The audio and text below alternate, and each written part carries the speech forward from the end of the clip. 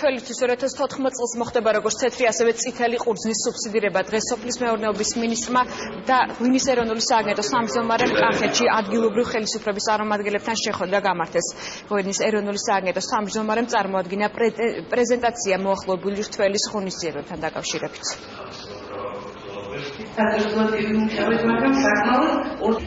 Ქონდა საორგანიზაციო შეხვედრა, სადაც გამოვხილეთ რთველის საკოორდინაციო საკითხები, მოგეხსენებათ იქნება შტაბები, უკვე განისაზღვრა ცხელი ხაზი, საკონტაქტო პირები, ასევე მნიშვნელოვანია კიდევ ერთხელ ხაზი გავუშვათ იმას, რომ სახელმწიფო საქართველოს მთავრობამ გადაწყვიტოს სუბსიდირება გააგრძელოს მიმდინარე წელს რთველზე.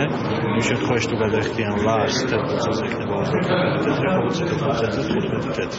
ეს კიდევ ერთხელ კეთდება იმისთვის, რომ წახამის დასახნიშნული დარგი განვითარდეს და შემდეგ უკვე დამოუკიდებლად გააგრძელოს არსებობა. ფასი არათუ დაიკლებს, არამედ მინიმუმ იგივე იქნება, რაც იყო შარშან და წელს უფრო ველოდებით, უფრო მაღალია მოთხოვნა, იმიტომ რომ სახელმწიფომ შეძლო ყველა იმ ბაზის გახსნა, სადაც ჩვენს ფერმერებს, ჩვენს მეწარმეებს შეუძლიათ ჩვენივე ნაწარმოების პროდუქცია გაიტანონ და მოახდინონ იმ ფასებში რეალიზაცია, რომ მაქსიმალურად მოახერხოთ ყველა გლეხის ოჯახში მაქსიმალური დოვლათის შეტანა.